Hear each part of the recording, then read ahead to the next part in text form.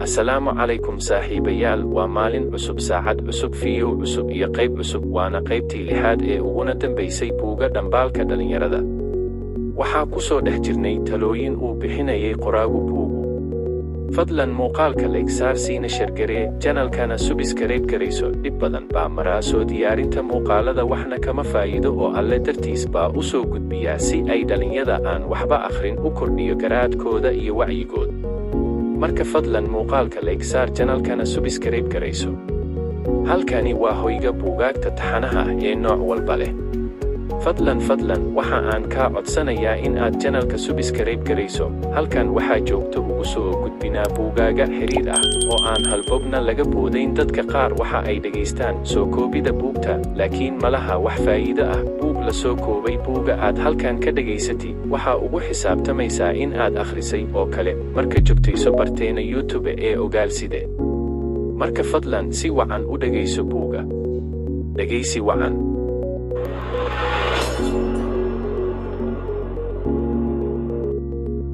Talada shanaad, xidhiidhi ehelkaaga. Sida dhabta ah, qoysaska muslimiinta ah waxa ay ku nool yihiin dhibaatooyin. Waana dhibaato ah in qoysaskii waaweynaa ay u sii kala googayaan kuwa yaryar. Waxaa dhacda in sannado iyo bilo dhan laga yaabo in aanu walaalku warsan walaalihiisa kale, ama aanu adeerku warsan carruurta uu adeer u yahay, amaba aanu ka warhaynba qofka dhalinyarada ahi adeeradii iyo abtiyaashii. Kala gonaanta qaraabadu waxa ay sababtaa dhibaatooyin badan. Ummadda kala daadsanina kama gudubto dhibaatada. Alle waxa uu abuuray uunka markii uu dhameeyey ayaa waxaa istaagtay qaraabadii, waxaana ay tidhi, halkaas waa halkii qofka jara qaraabada. Alle waxa uu ku yidhi, qaraabadii miyaanad ku raali ahayn in aan jaro cida ku jarta oo aan xidhiidhiyo cida ku xidhiidhisa. Haddii aad xidhiidhiso qaraabada, adiga Alle ayaa ku xidhiidhinaya. Haddii aad jartana, Alle ayaa ku jara. Qof kasta oo inaga mida ha ku dadaalo in xidhiidh wanaagsan uu la yeesho qoyskiisa, hana isku dayo sidii u wanaajin lahaa wixii dhiba ee ka dhex jarta. Si kasta oo aad u weynaato oo aad heer u gaadho, haddana waalidkaa marna dhaafi maysid.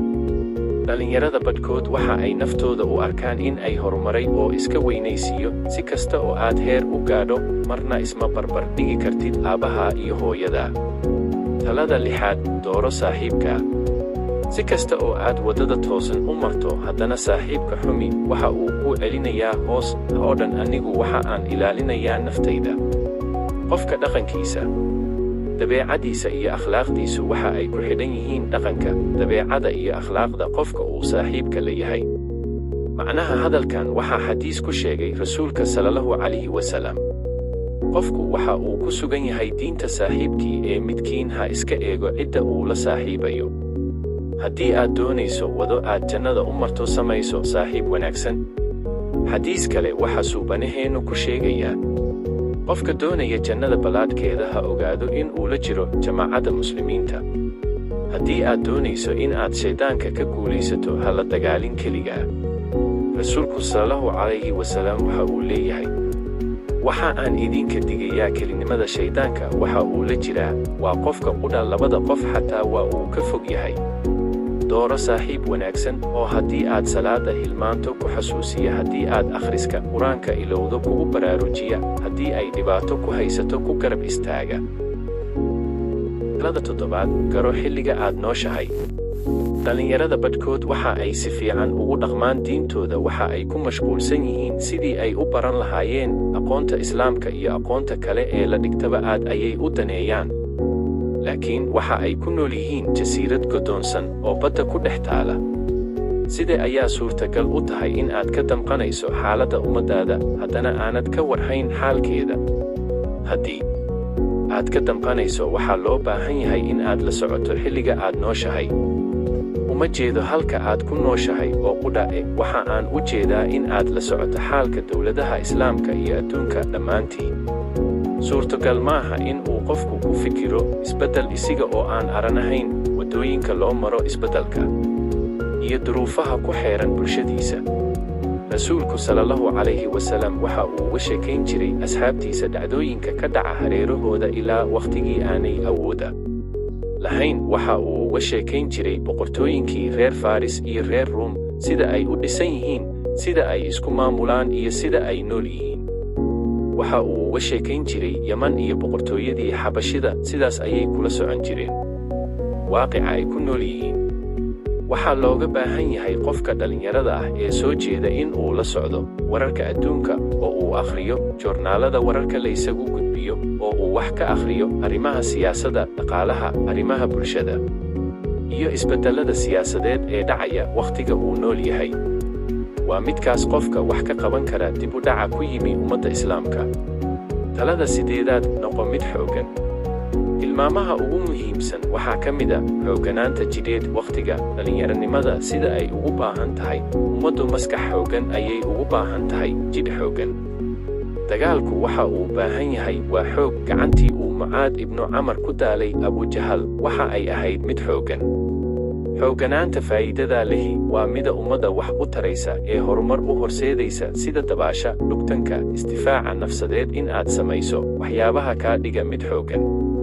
Rasuulku sallallahu calayhi wasallam waxa uu leeyahay, mu'minka xooggan ayaa ka khayr badan oo xagga Allah laga jecel yahay midka tabarta daran. Mid kastana waxa uu leeyahay khayr.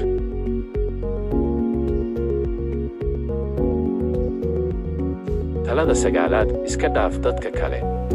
Haddii aad wanaajiso diintan oo aad ku dhaqanto, aadna macaansato in aad caabudo Rabbiga.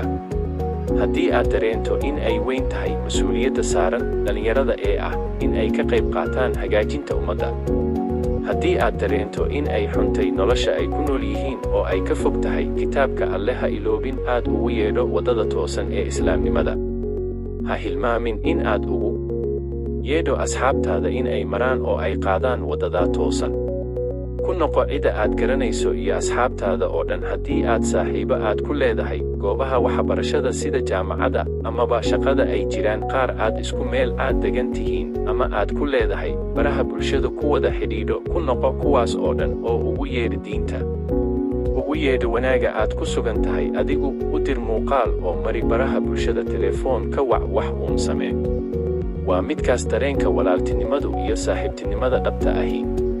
Ugu yeedh nolosha wanaaga badan ee aad adigu ku sugan tahay. Suurayso wanaag kasta oo ay qabtaan. Haddii aad sabab u noqoto, ajar ayaad ku leedahay, waayo adiga ayaa sabab u noqday.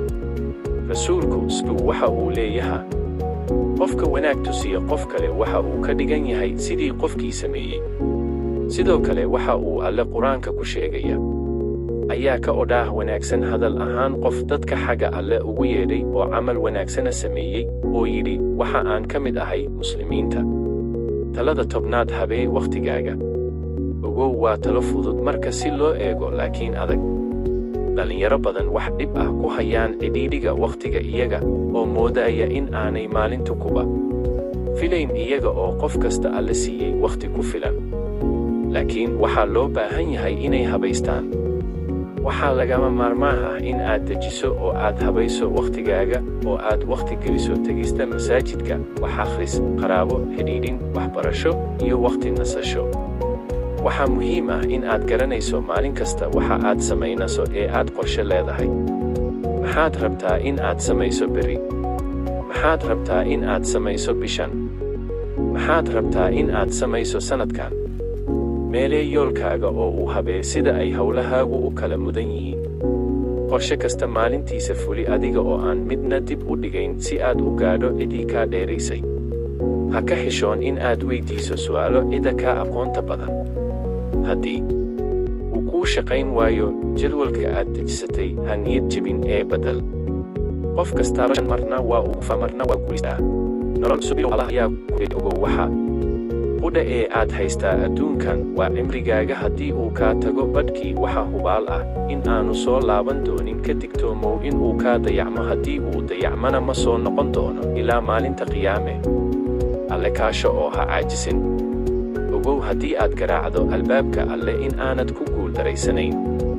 Waxa uu kuu furi doonaa albaabada wanaaga oo dhan. Waxa uu kugu hanuuni doonaa waddooyinka wanaagsan oo dhan.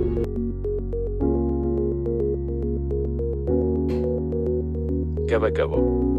Waxa aan hubaa in badan oo ka mid ah odayaasha dada ah in ay jeclaan lahaayeen in ay maqlaan weedhan iyo talooyinkan wakhtigii ay dhalinyarada ahaayeen si ay ugu dhaqmaan, laakiin wakhtigii ayaa dhaafay, dhallinyaronimadiina waa ay ka socotay, laakiin adiga ayaa maqlaya maanta ku dhaqan inta aanay imaan wakhti aad ka murugooto in laguu soo celiyo maalmaha.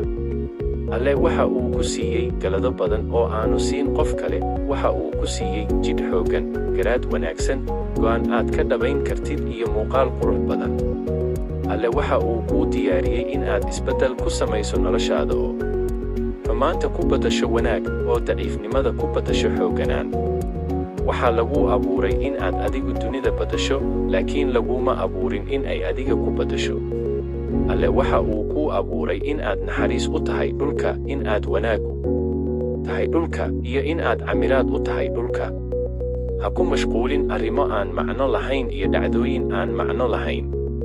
Haddii aad dareento daciifnimo iyo yaraan xeeladeed, ku sugnow waddada Allah iyo la saaxiibista mu'miniinta. Ku soco wanaaga badan jannada, indhaha saar haddii Alle ku soo hanuuniyey oo uu kugu soo hanuuniyey waddada toosan. Ugu dambayn, ha iiga iloobin in aad habeenka dhexdiisa iisoo ducayso. Waxa aan Alle ka rajaynayaa in uu intaas iigu naxariistee. Waxaa mahad iska leh Allah oo noo suurtageliyey in aan buugaan iga soogo dhammaystiran duubno soona gubino. Marka labaad, waxaa aad ugu mahadcelinaynaa qoraaga iyo turjumaha buuga. Waxaana leenahay Ilaahay jannadii ha ka waraabiyo labadaba. Haddii aad dhegaysatay buuga oo dhammaystiran, waxaa tahay aqoon-yahan, waxaana diiwaan gashataa in aad dhammaysay buugaan. Intaa kadib saaxiibayaal, waxaa idin leeyahay janalka kor noogu qaada oo qofkiiba 3 qof ha u sii shagareeyo. Insha Allah waxaa bilaabi doonaa buug kale oo taxane ah insha Allah.